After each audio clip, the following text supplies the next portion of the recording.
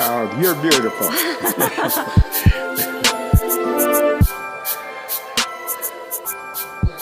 All right. We want to thank you. Well, first, we want to welcome you to our show. This is the Minnie My Show, and we are doing a special edition today, not only honoring Veterans Day, but honoring George Lawson, who is the most lovely man we've ever met, honestly. And we are so honored and so privileged to have you here. So thank you so much for being here. It is such an honor to be here, and I was so proud, so surprised to get your request. And I can't think of anything more, only thank you. God acts in many mysterious ways. Oh, amen. You guys come to my aid. And when I was all down for yesterday. Oh my gosh, we love you so made so my much. Day. Thank you so much. We love you. We're gonna start with how and when we met you. We met you last October in Disneyland. We stopped at the restroom near. Like before Toontown. Before Toontown, right by It's a Small World, by the Troubadour Terrace, I believe that's what it's called. Where they do the map show. Yes, where they do the map show. theater. And we started talking to you, and you were so sweet and so full of life, and we instantly fell in love with you, and you gave us stickers. So many stickers. You gave us many so stickers. many stickers, and you really impacted our lives that day.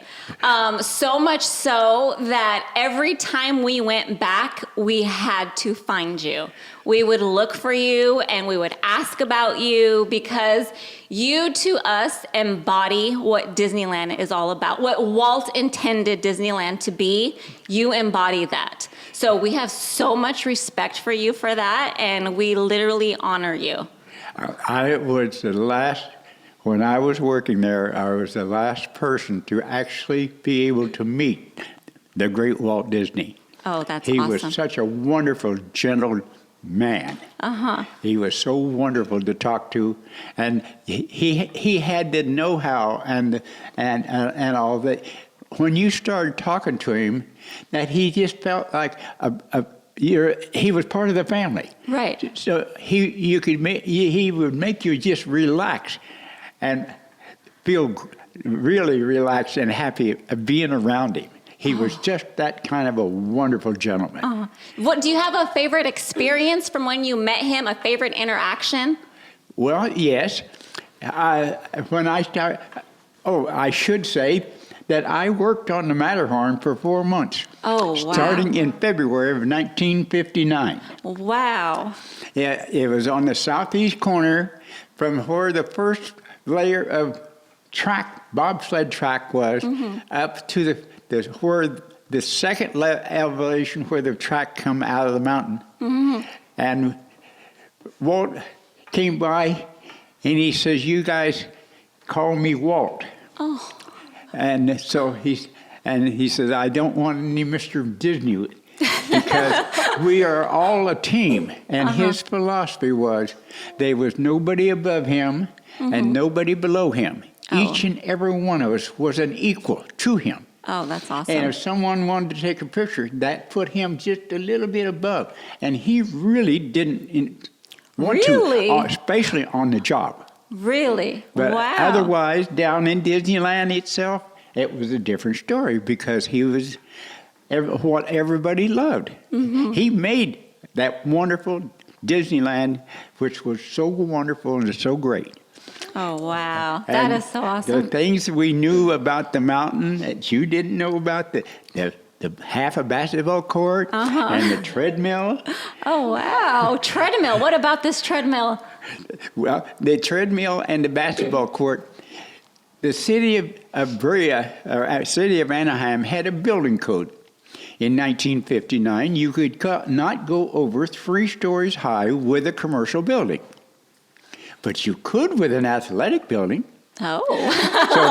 So they put in a treadmill and a half a basketball court and went 6 stories. Wow. And I have been on the top of the Matterhorn many times. Really? Wow.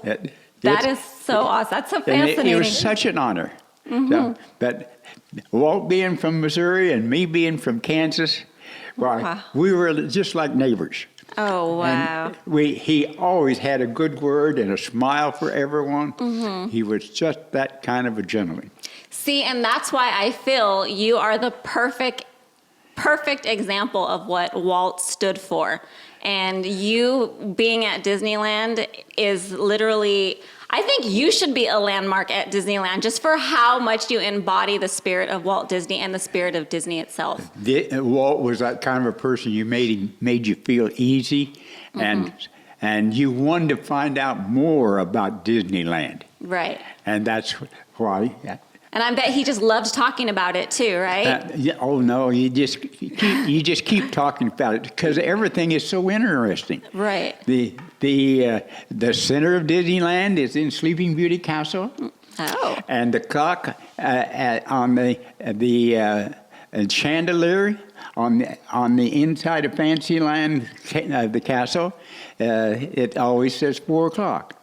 And that was the time that Walt passed away and time stood still. Oh. So as you go by, say hello and goodbye to Walt. Because the clock is there and it's always set at 4 o'clock. That's so beautiful. That's so beautiful.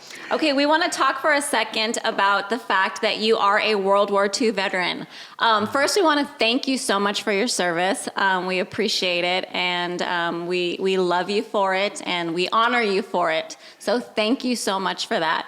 And for those of you who are watching, this stud right here, World War II veteran George Lawson, you want to go ahead and tell us a little bit about your time in World War II? Okay. I volunteered.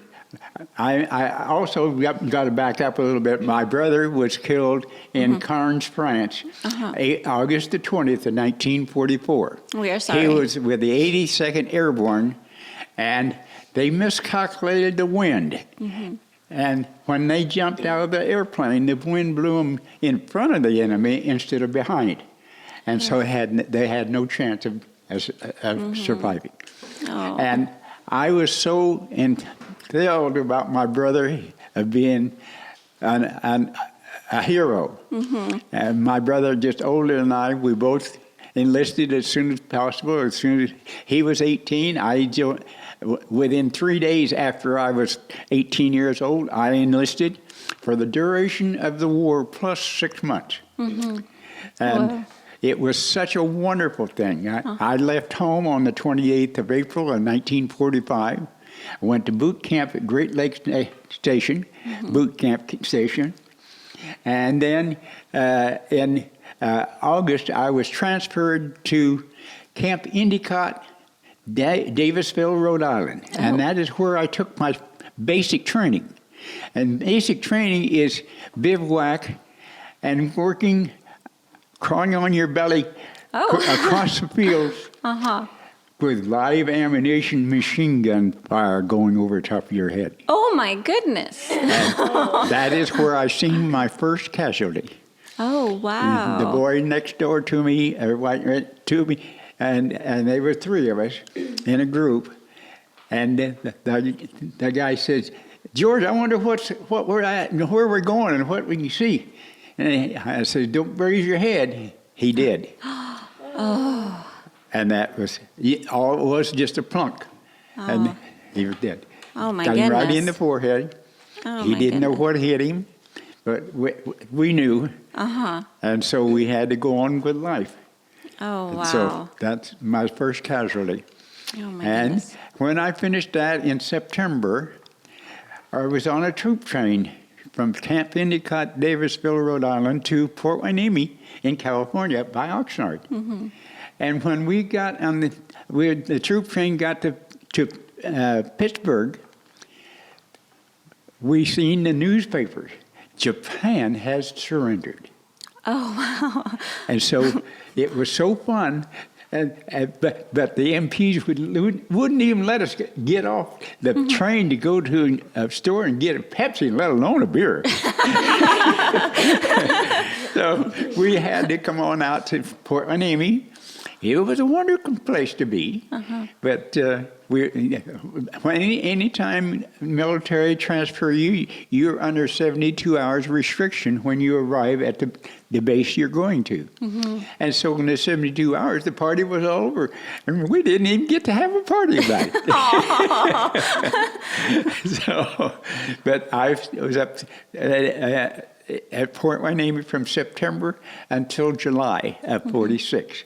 Wow. And I was transferred to Fort MacArthur down at Long Beach, and I received my honorable discharge July the 27th, which is my brother's birthday, just older than I. Oh, wow. In 1946. Okay. And so that was my military. Wow, And that's amazing. I drove a truck. And I was on guard duty many times at Fort Minnie. And I was on duty 48 hours, and I was off 48 hours. I had an uncle down in Orange, and my uncle, an aunt, and a cousin. And so I just almost be a part of their family, because I could come down there and stay overnight and with them. And then they would take me to Manchester and Anaheim Boulevard, and drop me off, and I would hitchhike back up to Fort Minnie that night. Wow. And it generally took me about 2 hours to hitchhike. But everybody picked up military people in those days. Right. It was a lot safer back then. It was definitely a lot safer. Right. Yes. Yeah, you don't do that now. You can't do that now. No. You just can't trust anybody anymore. Yes. But okay, that's pretty much it. Okay, so My then military. after you finished your World War II run, what did you do next? Well, I went back to Kansas, and being in the end of July with beautiful summer weather and nice fall weather, the squirrels were many, and squirrel hunting was beautiful, wonderful, because we had squirrel for dinner. Oh, wow. The squirrels were wild, but they were the good supply of them, and we dressed them and had them for dinner. Wow. What does it taste like? What does a squirrel taste like? Rabbit. Oh, okay. What does a rabbit taste? Rabbit tastes like rabbit. That's all I can say. And so I had a wonderful fall. And in January, let's go back in November, my two brothers and I went to Topeka, and we were carpenters. And we worked on this military housing, veterans housing, at Washburn College in Topeka, Kansas. And we worked there until the end of January, and the 26th of January, it got 26 below zero. Oh, my goodness. And I told my brothers I knew where there's a lot better place to live than back here in that coast. Right. But it was July that I left Kansas and come to California. Oh, wow. And I still have not regretted it. They're all passed away and buried 6 feet under.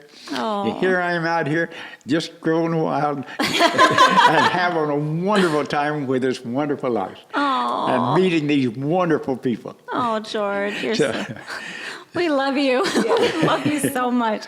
We love you. When I got to California, I worked in a lumber yard in Orange, Frank Curran Lumber Company, right across the street from the train depot. And I drove a truck. I unloaded freight cars, flat cars with lumber, and I delivered truckloads of lumber for housing and stuff like that. Okay. And I worked in a lumber yard 7 years, and I worked at Ward and Harrington, which used to be at the depot in Fullerton, right next door. Right. And the yard foreman come in one day and he says, "You talk to too many people." And I says, "I love to talk to people." I said, "It's wonderful that we can be so friendly." Right. He says, "Well, if you don't quit it, I'm going to fire you." So I walked in and quit. And I talked to a couple of contractors and asked them if they were hired, and they, "You bet." So I went back to carpentering from the lumber yard. Wow. And 38 years of carpentering. Wow. And I've built shopping centers, tulips, most anything. In 1954, I built my own house in Orange. Wow. I started the first day of April, and I got final inspection the week before Thanksgiving, and we had Thanksgiving dinner in the new house. Oh, wow. I worked a 40-hour week, and I worked weekends at a filling station. And I did all the work but the electrical and the plastering. Wow. Are you still in that house now? This house is still there. Oh, wow. Now, when I divorced my wife, I gave her the house, and I moved out. Oh, okay. And she sold it. Oh, okay. But that house cost me $7,000. $7,000. 1,400 square feet, Wow. 3-bedroom, bath and a half, 210-foot basement. Wow. So, That is definitely something to be proud of. That's amazing. Yes. But every job I had was not a job. It was a challenge. Oh, I like that. So you had a challenge. See how quickly you could build it and build it correctly according to plans. And it was much more enjoyable that way. Oh, that's awesome. So- That is a great way to look at it. I love that. And I retired in 1986, September of '86, and I moved to the Big Island Oh. because I loved the island. I bought a house over there, and I lived up on the hill. I could see the cruise ships come in every morning, and the barges, and it was wonderful. Oh, I to can be up there and see the imagine. world. And while I was there 19 months. And I helped build the Hilo Baptist Church. Oh. Donated my time. And we built a church up by the University of Hawaii. Oh, wow. That's awesome. What a thrill. That What a thrill. is, yes. Then I come back on June the 10th, met Peggy, Oh. and we have never been separated since. Oh, that's beautiful. That Yeah. is beautiful. But and I was a crossing guard for 7 years in Yorba Linda. And in 2010, Peggy says, "Why don't you go to here?" She went on the computer in March. I was called in June. I was in the hospital.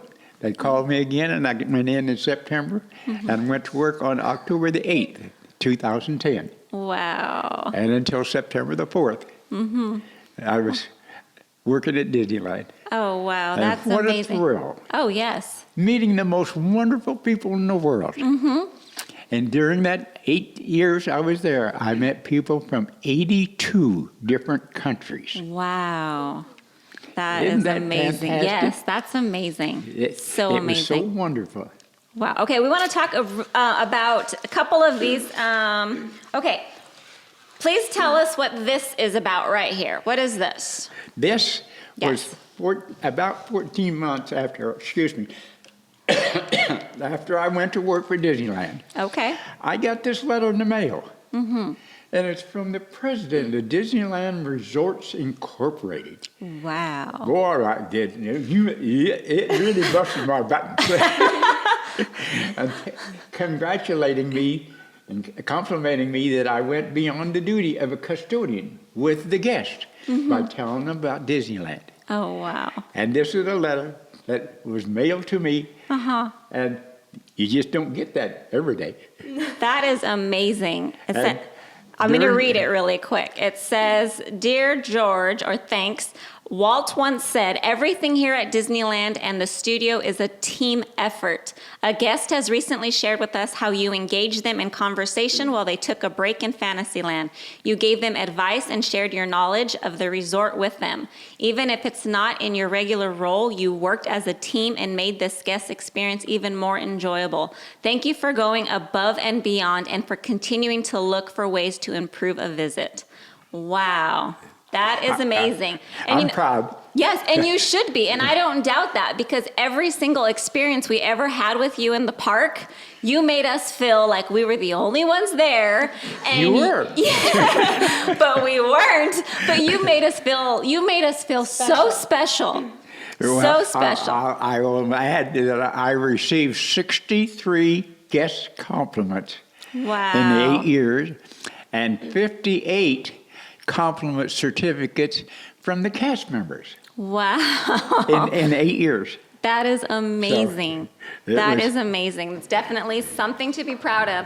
And then we have here, well, first let's talk about this picture, because this one is This is my absolutely fun. Anissa is obsessed with Dumbo. That was in 2014. Mm-hmm. I was going to work, and I went into Harbor Point, and they had Dumbo set up there, and I said, "Oh, wonderful!" They said, "Okay, get in there and take your picture." So they took my picture, It's a wonderful picture.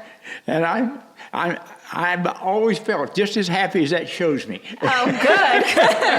I am so glad.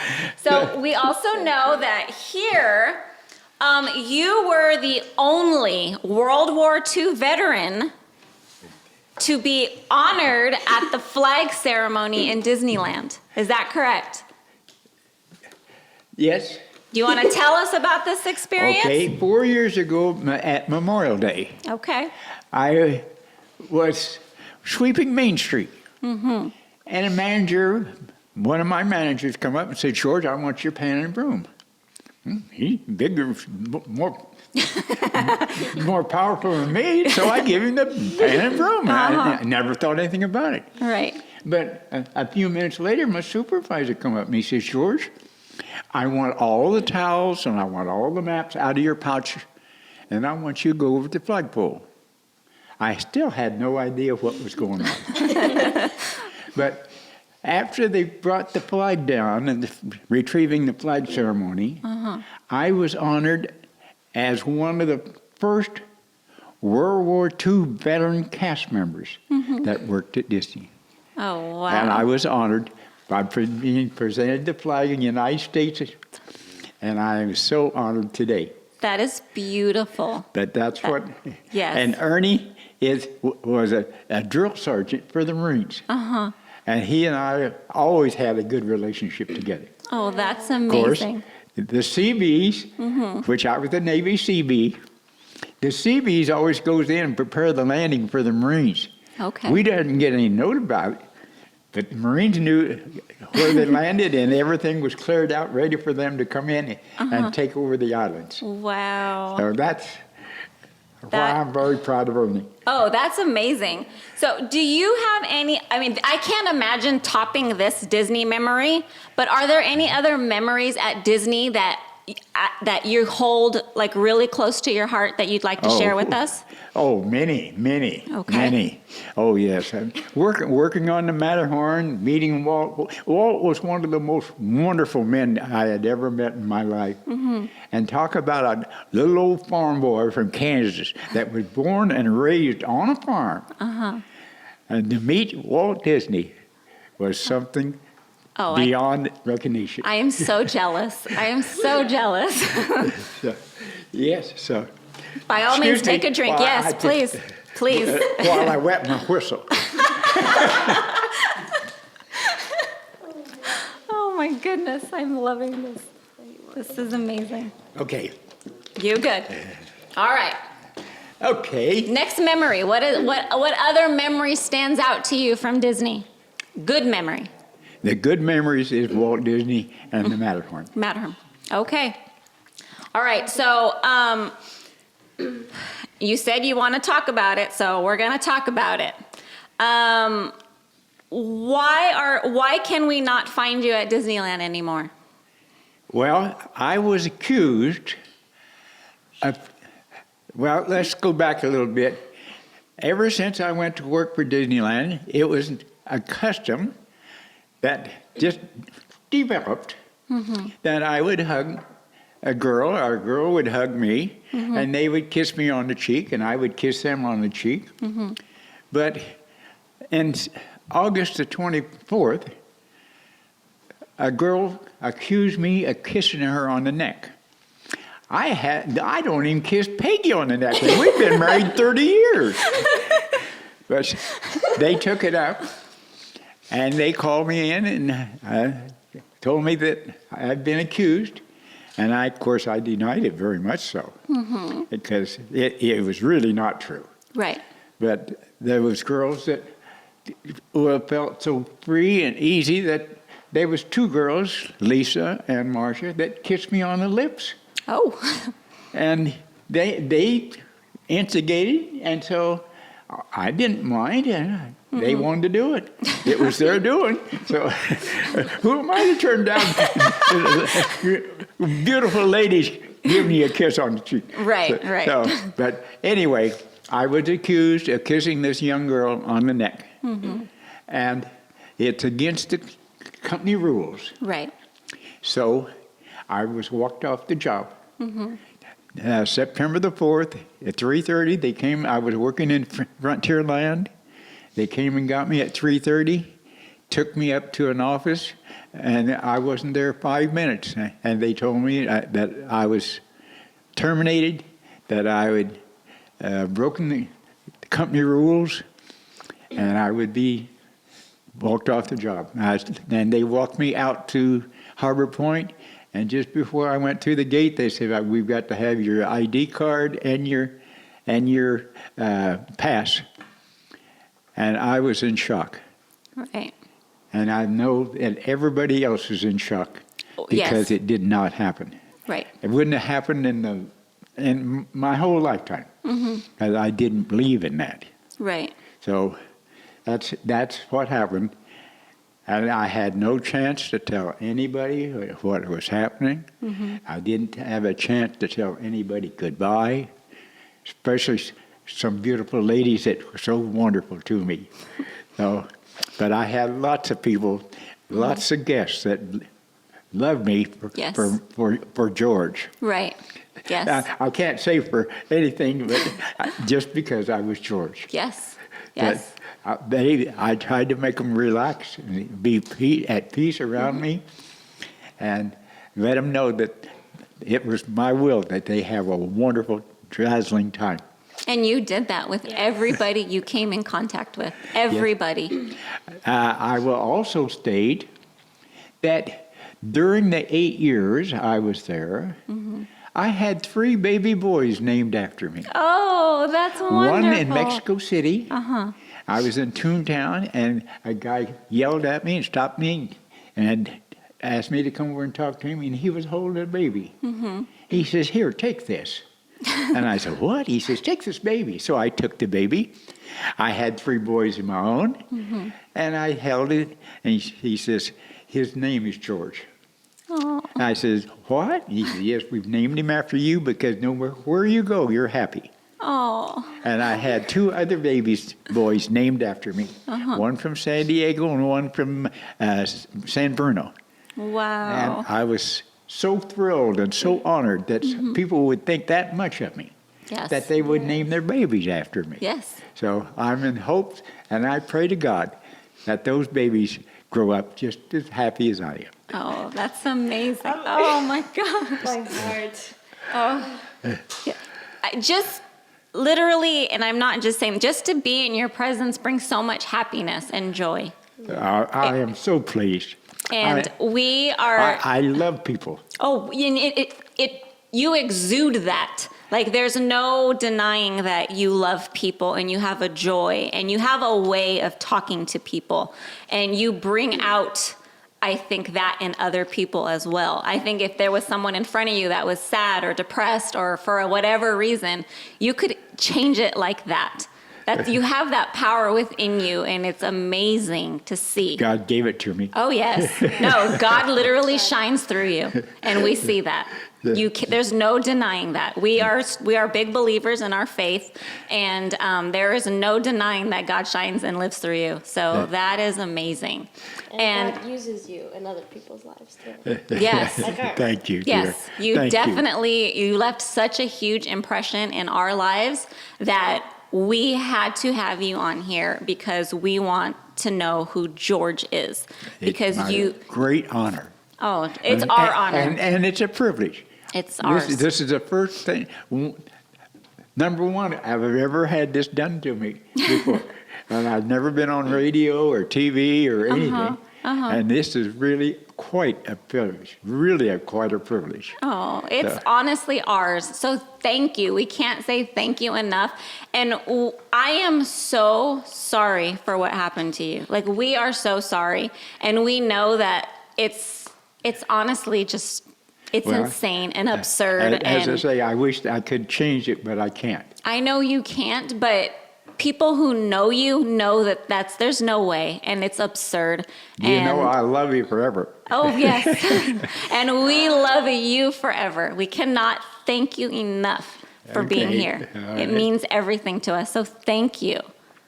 It's okay. Thank you. Do you girls want to have any questions for him that you'd want to ask him?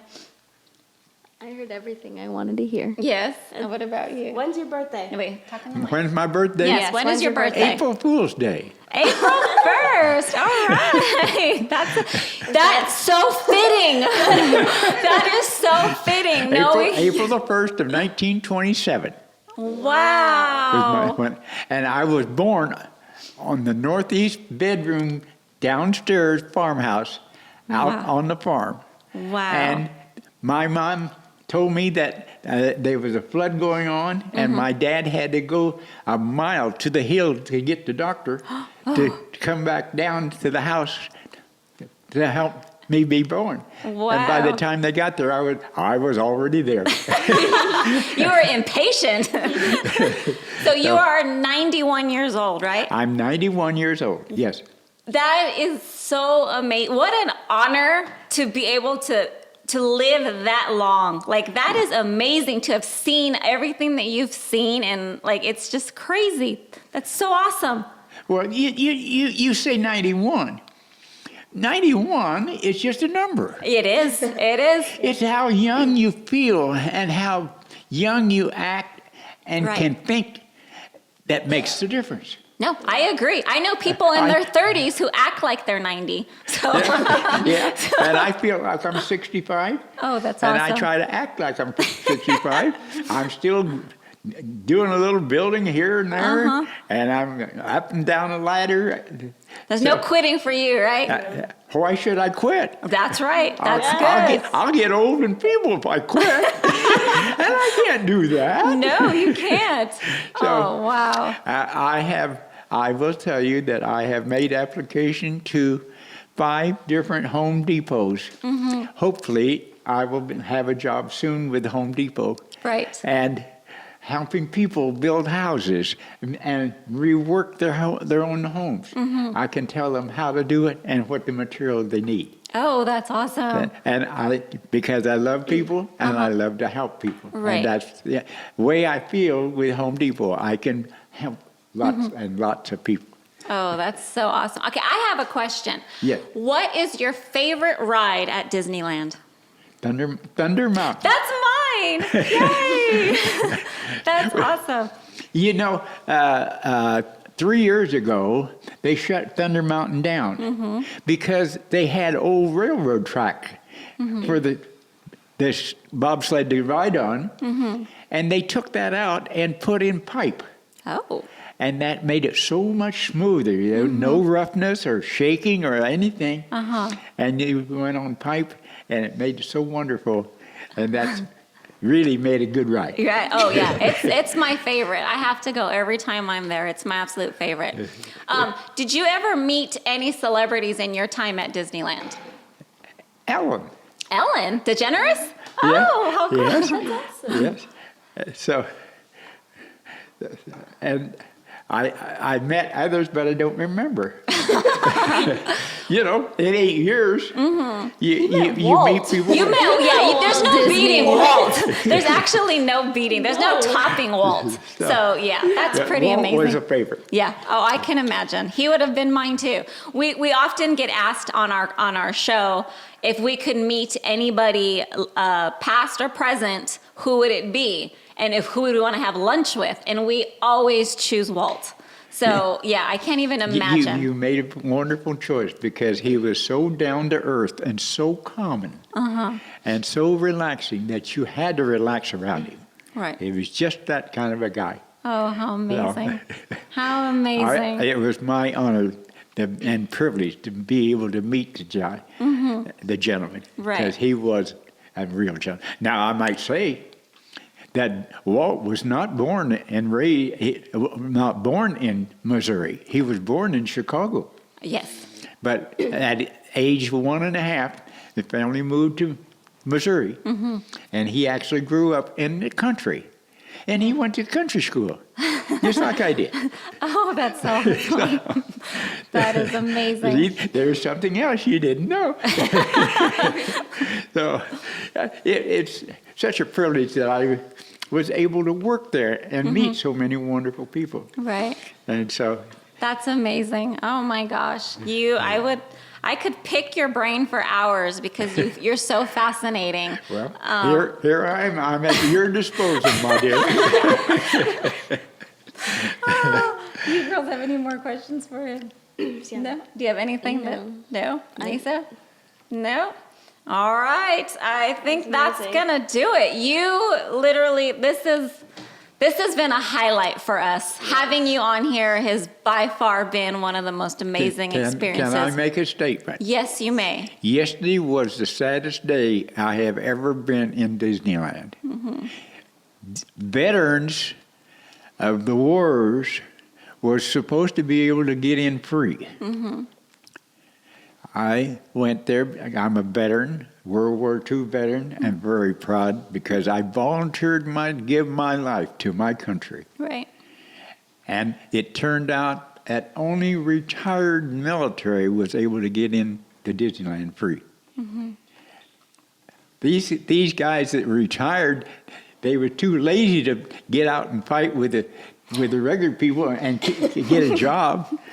But I was turned down, and I had to pay $100 to get into Disneyland yesterday on Veterans Day. I'm so sorry about that. So it's a dirty deal that Disney did to the veterans. Right. But by doing only for retirement. So that's all I got to say. Well, that is very unfair, and that's not okay. And you deserve to be honored for the man that you are, and we love you. We respect you so much. You have touched our hearts. You have touched our hearts. I am so proud and honored. No, we are, and we thank you so much for being so kind to us, because nowadays in Disney, kindness is a lost form. And You're right. It's unfortunate. That's right. Everyone nowadays, you have to gain something, or what are you going to offer me for me to be kind? Pay something. Yes. Do something. Yes. And I think Walt Disney himself would be very disappointed with how things are being run now, or how his guests are acting, I guess, in Disneyland. But Disneyland lost a gem when they let you go. Thank What you, was dear. left of it. Thank you. Yeah, And I full agree with you that Walt is turning over in his grave. Right. What they're doing to Yes. Disneyland today. I agree, but thank you for your service. You're welcome. Thank you for your kindness. Thank you for your joy, and thank you for your love, and thank you for being here today. You're welcome. It's my honor and privilege. Thank you so much. Please believe it is we an love honor you. and a privilege. We love you, and Okay. you're part of our family now, okay? You bet. I love it. Okay, I good. love it. Yes. And anytime I can be of any help, Okay. don't any of you hesitate. I'm as close as a phone call. Thank you, George. Thank you so much for being here. Okay, love you. Okay, love you. Love you. you. So, yay for George! Woo, George, yes. George, you want to say hi to everybody over there? Just say hi, give a little wave, and say hello. My honor. So thank you so much for joining us today. You guys have no idea what a treat this has been for us. George should inspire us all to be good, kind human beings. So until And to help each other. yes, and help each other. Let's not tear each other down. Let's lift each other up. So with that, I say be kind and spread some magic. Say, don't be crusty. Bye-bye. Bye. Love y'all. George, Even you guys. George, you have to say it with us. Say, don't be crusty. say don't be crusty. Don't be crusty. Yay! Yes. All right, good job. Thank Love you you. All right. That was so And good. this is just a very small gift for you from us. Just a very small gift, just to say thank you. Thank you. No, thank you. We need some candids. Yeah. Put his pictures right there. Oh, how wonderful. So wonderful.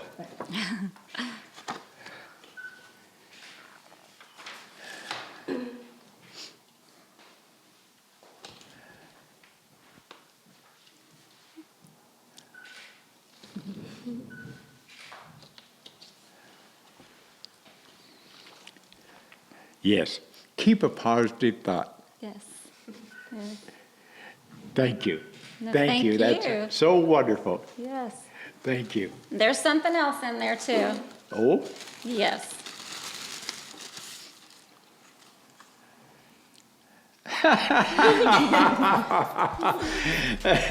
legend. Yeah, legend. You're a legend to us. Okay, thank you. That makes me very proud. Yes. You are an Very, American legend. We Very love you. proud. Yes. Yes, sweetheart. All right. Thank you. Okay, we need to get some pictures with you.